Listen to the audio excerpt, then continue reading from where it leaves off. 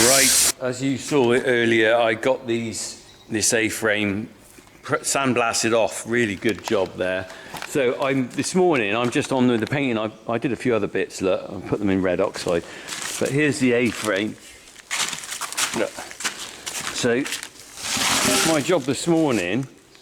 Now I've just brushed them off. Actually, got the loose sand off.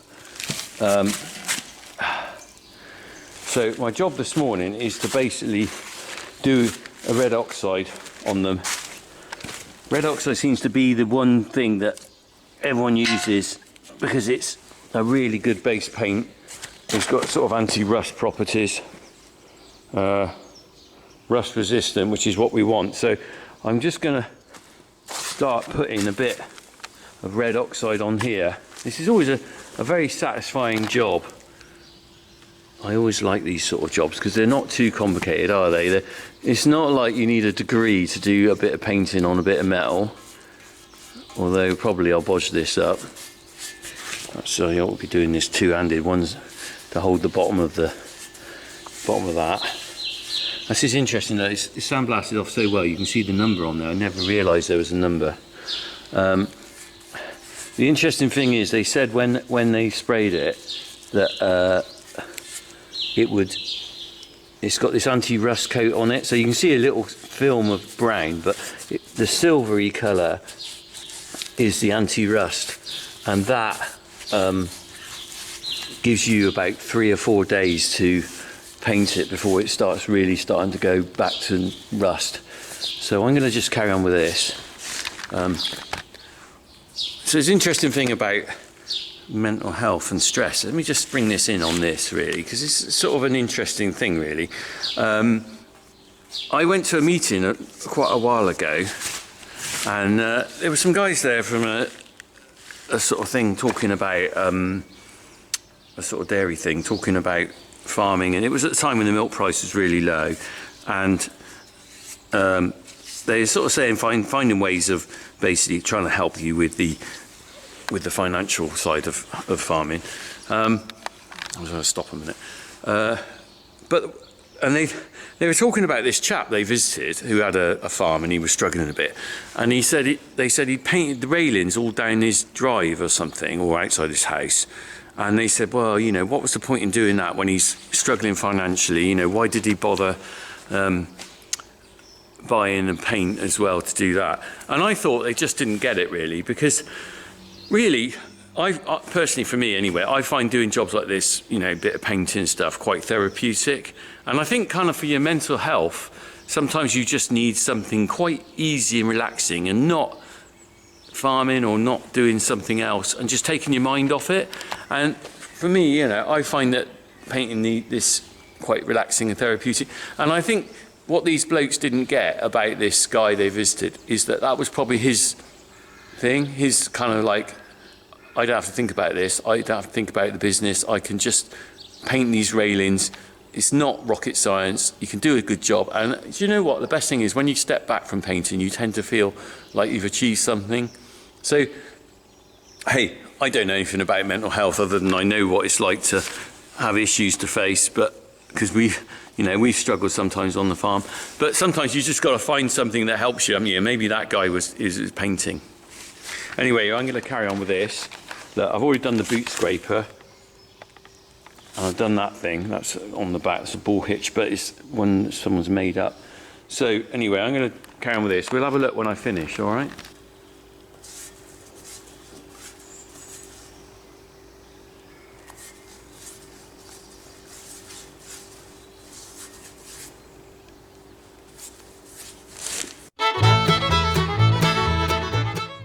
Ta-da! So that's one coat on there. I'm going to leave them stood like that for a little bit.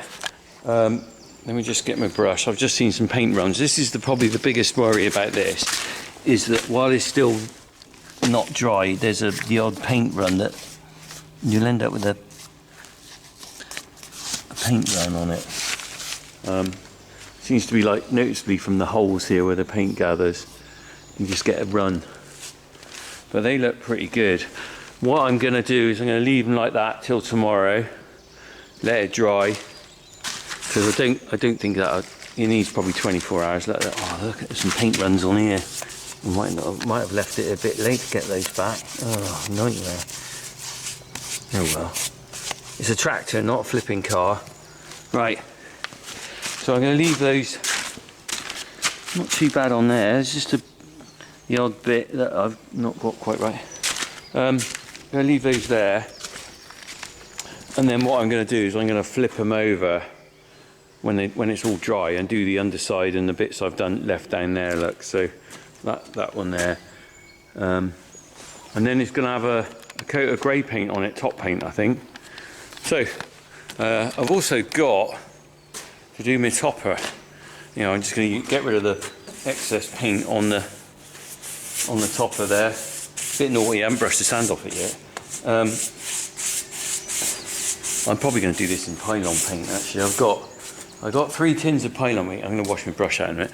Got 3 tins of Pylon paint left, which will just do that nice. And it's really bomb-proof Pylon paint. If any of you ever see the guys painting pylons, they do it about every 20 years. They last did it here about 10 years ago. And whenever they do it, it's been done twice in my lifetime. Sorry, I'm just doing drips while I'm talking to you. The pylon's been painted twice in my lifetime. So the pylons on our farm were put up in about 1970, I think, or late 60s, and they're galvanised, heavy-duty galvanised. But I guess what it is, at some point they decided that this galvanised wasn't going to last forever, and probably in the early 90s they came round and painted them once, and then they did it again about 2000, early 2014, something like that. They did it again. So both times we've had some Pylon paint off them. In fact, you'll see it dotted around the farm. This heavy-duty industrial paint. Look, there's a splodge of it on here. That's Pylon paint. It's a sort of grey colour, and it's brilliant for stopping rust because it's formulated for the electric board. They've obviously not gone for the cheapest option, and they put it on, and it's flipping brilliant. So, as a farmer, when they come, last time I had to tow their truck out because they got stuck in the mud. So I did a deal on them. I said, right, I'll get you out. Got any tins of paint? Sure enough, I got a few. So I got a few left. And you always know, I bet it's the same up and down the country. If any farmers had a Pylon painted on their farm, they've probably got a few cans they've done something with. But it's wonderful stuff. So I will be doing probably that with Pylon paint, the topper. There it is. But this is done with red oxide, and then it'll be grey Fergie paint. So we'll crack on with that and finish that soon. Right, I have here the topper we sandblasted the other day. So, as you might remember, I was very kindly donated this topper by Chris. And we're just trying to turn my hose pipe on. Don't look at this. This looks rude. I always like talk and work at the same time. For some reason, a bit weird, aren't I? Right, getting wet now. Pipe's coming off the end. Oh, it's all going horribly wrong. Can you see that? It's about to burst off. Right, I'll get a crack on with this. I'm just washing off. Oh, right, I'm going to stop. Ah! Oh, jeez. Right, it's gone wrong. Jesus. Pipe's coming off the hose pipe. Oh, right. I'll come back to you in a minute when I've sorted that out. Right, back again. Right. Yeah, so did I include the clip of this being pressure washed off in the video? I can't remember. If I haven't, I better put it in now. So this is the sandblasted, not pressure washed. This is the topper I'm cleaning off now, being sandblasted. Woo!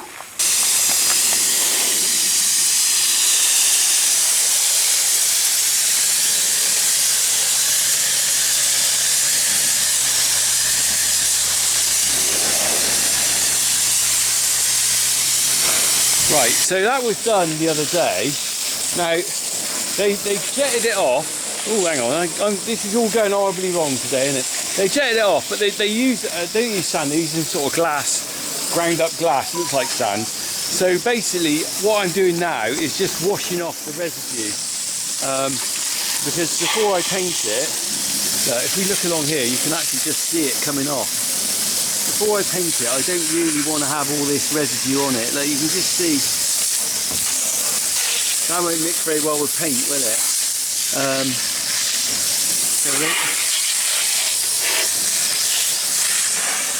It's trapped underneath there as well. Look, there's more there. Let's get that cleaned off. I won't get it perfect, but better than just painting it blind. I know this end's got a bit, look, there's a whole load there. Right, let me put this down and we'll have a little chat about this, what I'm going to do.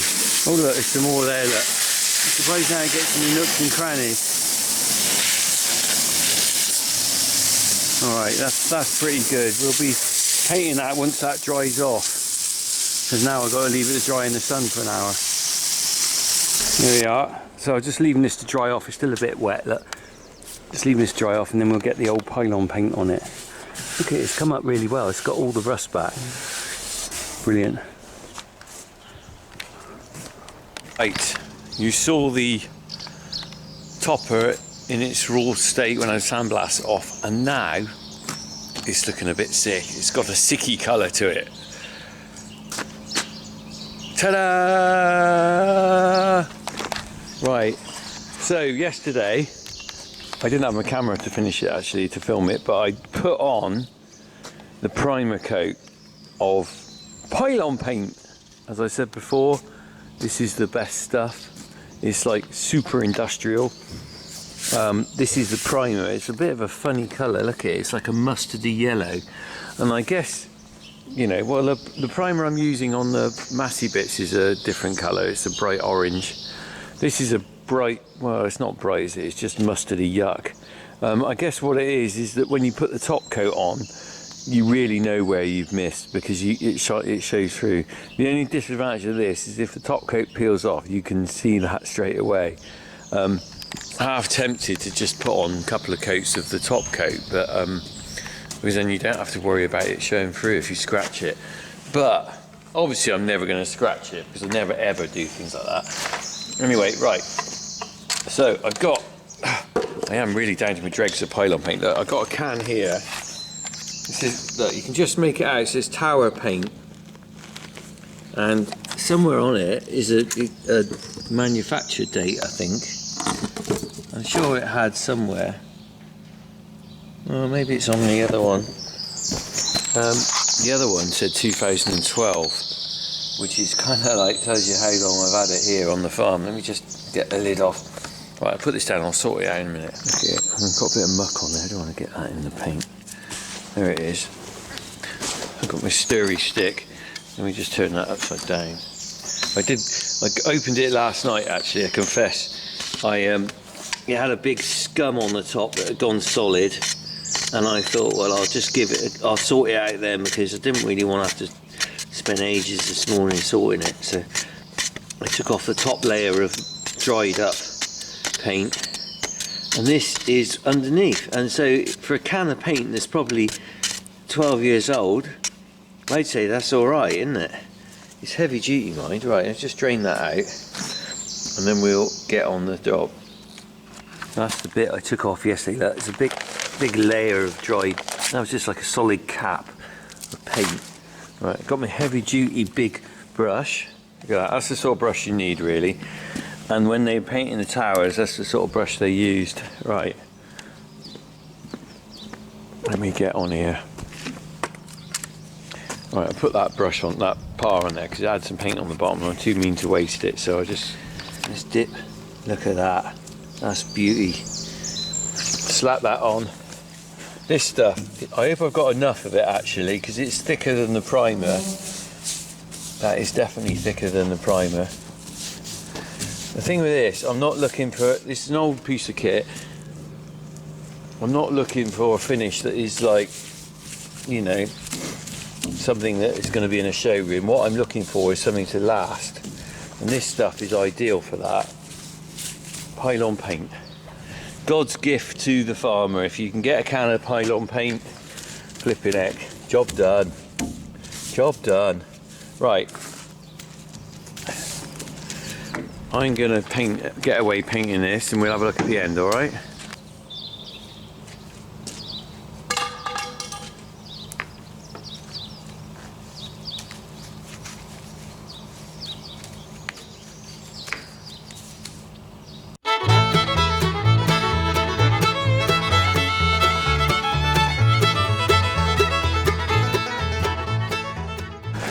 Right, I'm on the last bit now really of this. What I'm finding with this paint is really thick. It is really thick, and I think it probably needs thinning down a bit. The top coat, the undercoat went on really well. It was quite thin and just went into every nook and cranny and gave quite a nice finish. Although it was matte, it gave quite a nice finish. The problem I'm finding with this stuff is it's really, can you see how gloopy it is? So it's kind of, although it's creating a really good thick coat of protective paint, it's not leaving a very nice finish.